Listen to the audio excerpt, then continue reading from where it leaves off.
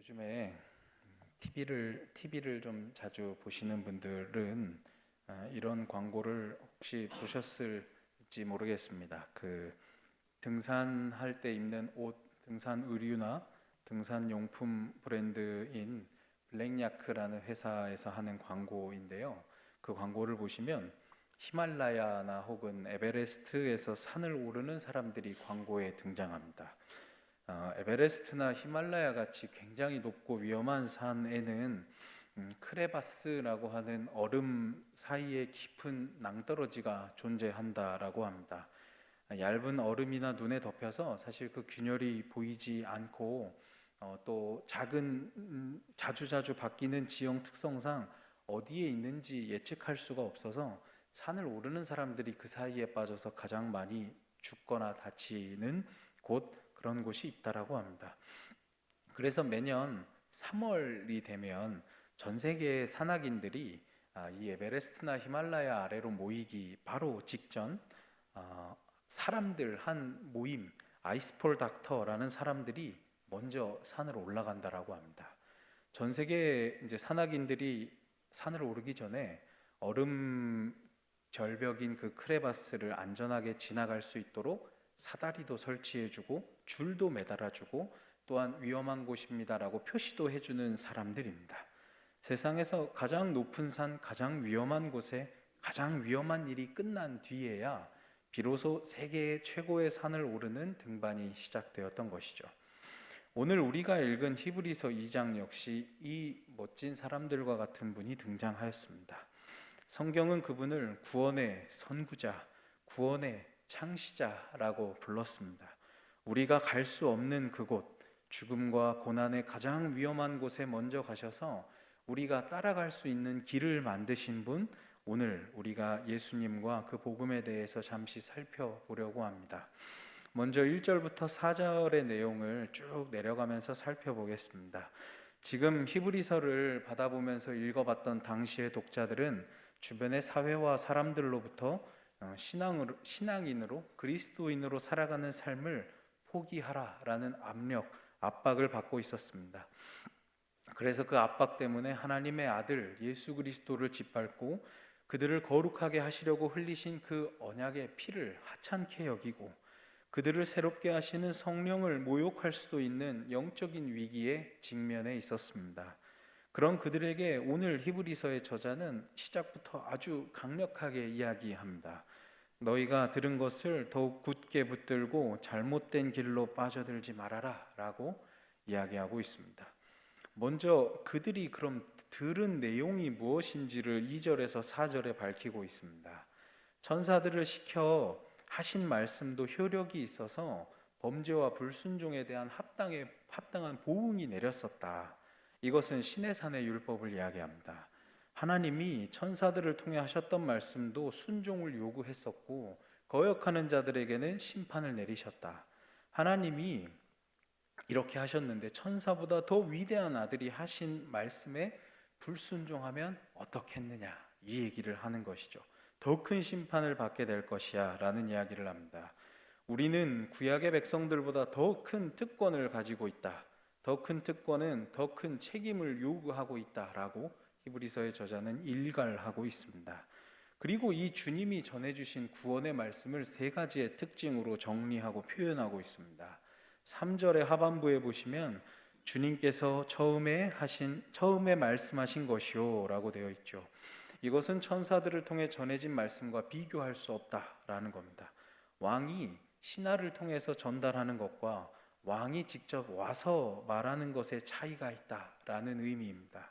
하나님이신 예수 그리스도께서 직접 선포하신 말씀이야 라는 의미인 것이죠. 두 번째로 들은 사람들이 우리에게 확증하여 준 것이라고 이야기합니다. 이건 목격자들, 사도들의 복음 선포에 대한 이야기입니다. 예수님께서 선포하셨던 복음의 말씀이 사도들에 의해서 전달되고 전수되고 확증되었다. 복음이 왜곡 없이 우리에게 전수되었고 그것은 그들을 통해 확증되었다라는 뜻입니다. 세 번째를 보시면 하나님께서 친히 함께 증언하셨다입니다. 하나님께서 표적과 기사, 능력, 성령의 은사들을 통하여 이 복음의 말씀이 진리임을 확증해 주셨다라고 선언합니다. 근데 이렇게 우리에게 선포된 이 하나님의 말씀, 은혜의 복음이 얼마나 대단한 것인데 그것을 귀하게 여기지 않고 등한시하고 순종하지 않는다면 그것이 얼마나 큰 죄이겠느냐라는 이야기. 너희가 들은 이 예수 그리스도의 말씀, 복음 단단히 붙들고 떠내려가지 않도록 해라 라는 권면의 말씀이었던 겁니다. 근데 여기 떠내려가다라는 이 표현은 배가 물을 가로질러 가거나 항해를 할 때의 모습을 표현한 것입니다. 배가 쭉 와서 항구에 정박을 해야 되는데 이 항구를 그냥 지나쳐 버리는, 표류해 버리는 배의 모습인 것이죠. 이 떠내려가다라는 표현은요.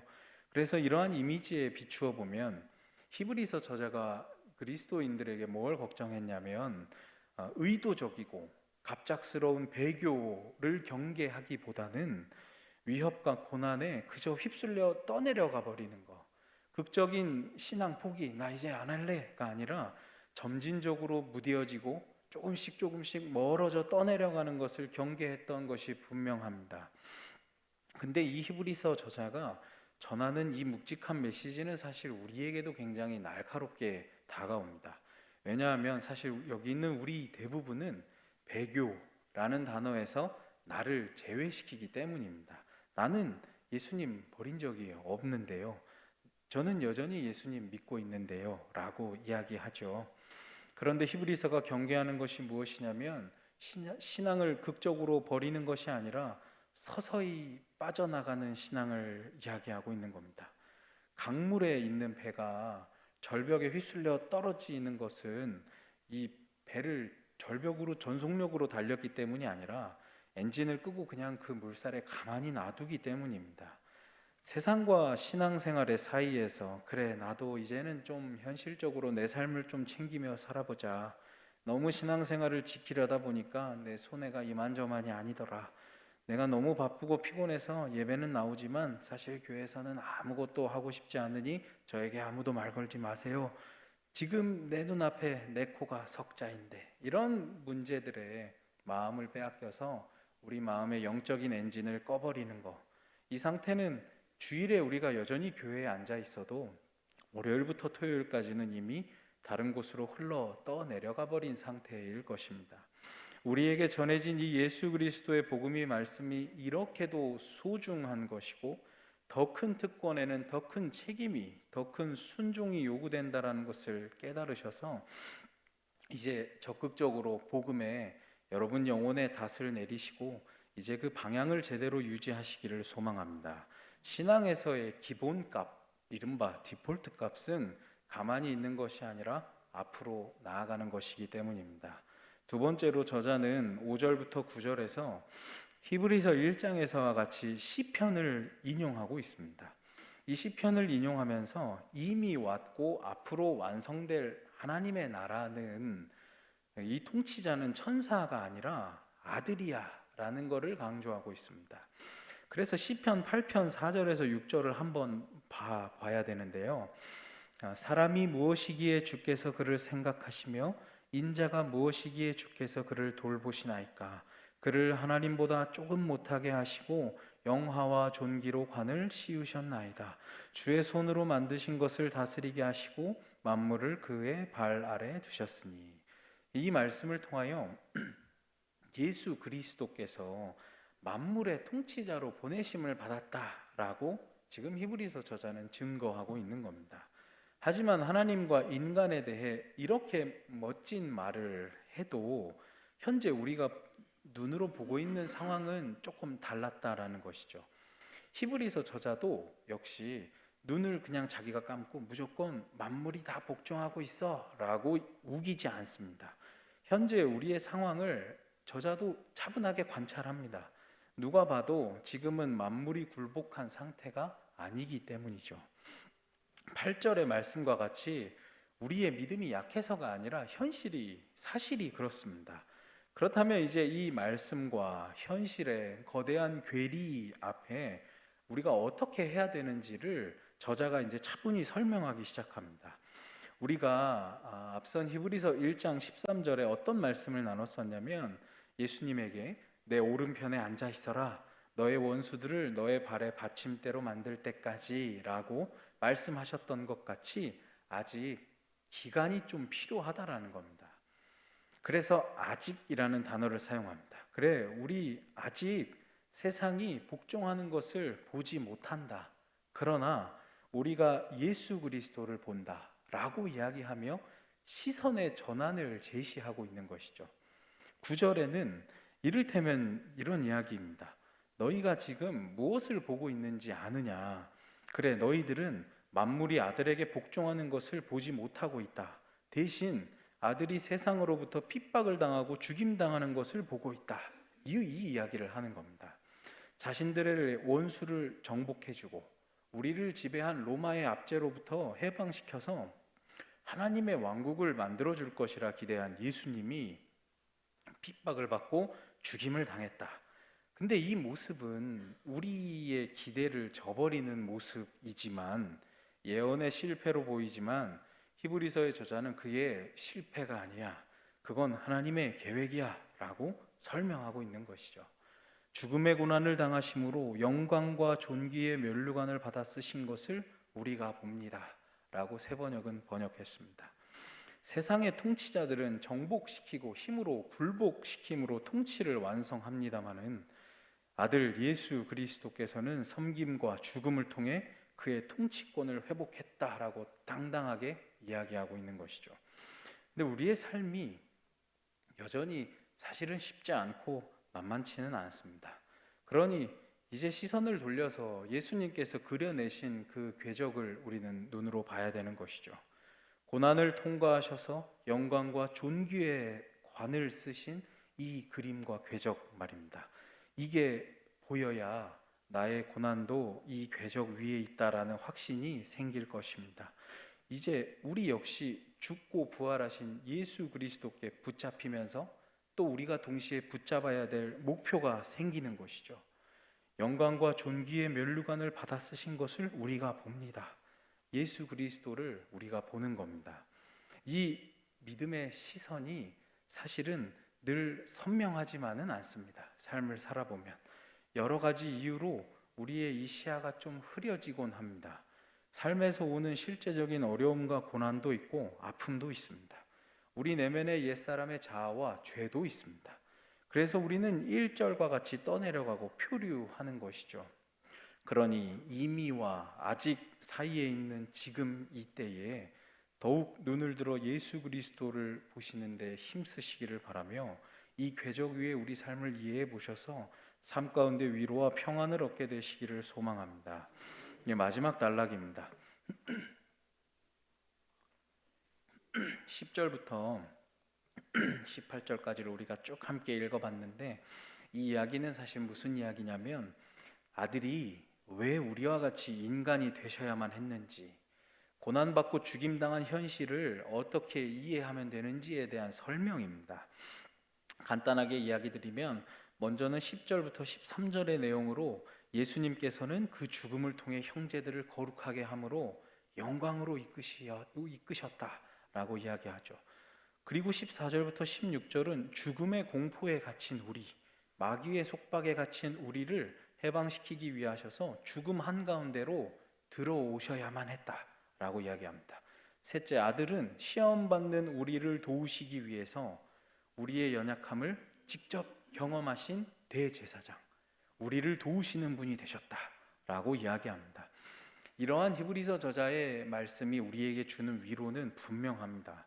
구원의 창시자를 고난을 통하여 온전하게 하심이 합당하도다라고 이야기합니다. 당연하다라는 일입니다. 당연한 일입니다 라고 설명합니다. 우리는 삶의 현실 가운데 내가 받는 고난과 아픔, 상처들이 사실은 무의미한 것 아닌가? 라는 생각에 빠지곤 합니다. 이 공포가 강력하죠. 실제 고난을 견디는 것 그 자체보다 더 견디기 힘든 것은 때로 이 고난들과 이 시간들이 사실은 아무 의미 없는 게 아닌가? 라는, 아무 쓸데없는 시간들, 고통 아닐까? 라는 느낌일 것입니다. 그래서 우리가 고난을 만났을 때 머릿속에 가장 드는 질문이 왜 나에게 이런 일이? 라는 생각들이죠. 근데 거기에 대한 히브리서 저자의 답변이 놀랍습니다. 고난에 대해서 왜에 대한 대답을 하기 전에 그럼 누가 먼저 이 길을 갔는가를 먼저 보라는 겁니다. 구원의 창시자, 구원의 선구자께서 고난을 통해 온전케 되셨다면 그를 뒤따르겠다라고 말하는 우리 역시 고난은 그저 의미 없는 시간, 길을 잃어버리는 것이 아니라 예수님과 같은 길을 걸어가고 있다라는 위로를 지금 주고 있는 것이죠. 내가 지금 서 있는 그 자리가 예수님께서 먼저 서셨던 그 자리였음에 위로를 얻으시기를 바랍니다. 15절에 이제 예수님께서 죽기를 무서워함으로 한평생 매어 종노릇하는 모든 자들을 놓아주려 하신다라고 이야기합니다. 이 말씀은 사실은 단지 죽음의 공포만을 이야기하지는 않을 겁니다. 왜냐하면 우리가 일평생 삶을 살아가는 동안에 매일매일 매분 매초 죽음을 두려워하며 사는 사람은 사실은 많이 없기 때문이죠. 오히려 이것은 하나님과의 관계 단절로부터 오는 우리 삶의 모든 어려움, 비참함, 억압, 이런 아픔들을 이야기할 것입니다. 성경에서의 죽음은 그렇기 때문이죠. 실제 히브리서 독자들이 지금 겪고 있었던 수많은 핍박들, 재산을 빼앗기고 실제로 생명의 위협을 당하기도 하고 사회적으로 완전히 매장돼 버리고 그 사람들을 엄청나게 조롱했던 그 현실, 그들을 이 죽음의 두려움으로 매는 이 올가매는 사탄의 무기가 있다라는 것이죠. 이것 역시 우리 삶에서도 동일하게 역사하고 작용합니다. 우리가 소중하게 생각하는 그 어떤 것이든 너가 이걸 잃어버리면 너의 인생은 끝날, 너의 인생은 곧 죽음이야 라는 속여서 우리를 두려움에 떨게 한다는 것이죠. 사람이 하나님보다 돈을 사랑하면 돈의 노예가 되기 마련이고 어떤 사람을 더 사랑하게 되면 그 사람의 노예가 되기 마련입니다. 이렇게 하나님보다 더 소중하게 생각하는 이 모든 것들을 잃게 될까 봐 두려워하는 종노릇, 이걸 예수님께서 깨뜨리셨다라는 것이죠. 사실 근데 그 두려움 자체는 없어지지 않을 겁니다. 근데 이제 우리는 그 두려움 앞에서 한번 물어볼 수 있게 된 것이죠. 이 두려움이 나를 지배할 수 있는가? 예수님을 통해 다 깨어졌으니 이런 질문을 해볼 수 있는 겁니다. 이제 나를 올가매던 이 두려움 앞에서 하나님을 신뢰하며 하나님께 이 결과를 맡기는 선택을 우리는 할 수 있게 된 것이죠. 예수님이 모든 걸 다 깨주셨기 때문에 이제 그 두려움에 무릎 꿇으며 그 사탄이 하라는 대로 순순히 따랐다면 이제 우리는 담대하게 다른 선택을 할 수 있게 된 것입니다. 마지막 17절과 18절이 주는 위로입니다. 사람이 고난을 당하면 그 사람의 시야가 극단적으로 좁아집니다. 그리고 마치 세상에 나 혼자 있는 것만 같은 그 지독한 고독을 느끼게 되죠. 고난이 올 때 사실 가장 힘든 것 중에 하나가 그 누구도 나의 이 아픔을 이해하지 못한다. 아무도 나의 상황을 이해하지 못한다라는 그 느낌 때문에 아마 고독을 느낄 겁니다. 18절은 이 문제를 정면으로 다루며 이야기하고 있습니다. 그가 시험을 받아 고난을 당하셨은즉 시험 받는 자들을 능히 도우실 수 있느니라. 우리는 고난과 고통의 때에, 시험의 때에 이런 생각을 하죠. 하나님이 과연 내 편이신가? 라는 질문을 떠올리곤 합니다. 예수님께서는 우리와 같은 모양, 혈과 육을 지니시고 형제들과 같이 되시고 시험을 받아 고난을 당하신 분이십니다. 예수님이 혈육을 입으셨다라는 것은 우리의 고통, 우리의 눈물, 우리의 한계, 우리의 모든 연약함, 그 모든 곳 한가운데로 뛰어드셨다라는 뜻입니다. 우리는 고통 앞에서 하나님이 과연 내 아픔을 온전히 이해하시는가라고 의심하지만 히브리서는 예수님은 우리를 아시는 것을 넘어 모든 고난을, 시험을 직접 겪으심으로 우리를 완전하게 이해하고 계신다라는 이 놀라운 위로를 전합니다. 그래서 말씀은 예수님께서 시험 받는 자들을 능히 도우실 수 있느니라 라고 이야기하죠. 이건 지금도 계속되고 있는 현재의 시제입니다. 지금 이 순간에 도우심을 주고 계신다 이야기하고 있습니다. 과거에 그 한 번 우리를 한 번 도우시고 끝낸 것이 아니라 지금도 계속되는 능력입니다. 지금 이 순간 우리의 시험 가운데 있는 우리를 도우시는 분 예수님이십니다. 지금 이 순간에도 우리를 위하여 간구하시고 도우시는 이 예수 그리스도를 바라보시며 고난을 지금도 우리를 하나님의 사람으로 빚어내기 위한 필수적인 훈련 과정으로 받아들이시며 나아가시기를 축복합니다. 정리하도록 하겠습니다. 예수님은 오늘 13절에 보시면 이렇게 얘기합니다. 내가 그를 의지하리라 하시고 라고 고백하셨다 라고 히브리서 저자가 이야기합니다. 예수님이 이렇게 이야기하셨다. 내가 그를 의지하리라. 이 말씀은 사실 이사야 8장 17절의 말씀이었습니다. 이제 야곱의 집에 대하여 얼굴을 가리시는 여호와를 나는 기다리며 그를 바라보리라. 이 말씀의 인용입니다. 이제 나는 주님을 의지하겠다라는 이사야의 말씀을 인용한 것입니다. 이사야가 비록 하나님께서 지금 이스라엘을 떠나시고 그들에게 침묵하실지라도 하나님께서 다시 돌아오실 때까지 내가 그 소망과 희망을 가지고 하나님 의지하면서 기다릴 것이야 라는 고백이었거든요. 이제 히브리서 저자는 예수님께서 지금 그 형제들과 함께 고난 가운데에서도 하나님을 믿고 신뢰하겠다, 예수님께서 지금 이 고백을 하셨다라는 것으로 이야기하고 있습니다. 그래서 우리는 이 고백을 통해 알 수 있죠. 그리스도인은 혼란스러운 이 시대와 고난과 핍박 가운데에서도 하나님을 의지하고 믿고 신뢰하는 사람들이구나 라는 의미를 발견할 수 있습니다. 맏아들, 형제, 예수 그리스도의 형제가 된 우리 역시 고난과 핍박 가운데에서도 오직 하나님을 믿고 하나님을 신뢰하는 자들이 되어야만 합니다. 이제 이 예수님의 내가 그를 의지하리라 라는 이 신앙의 고백이 우리 모두의 고백이 되기를 축복합니다.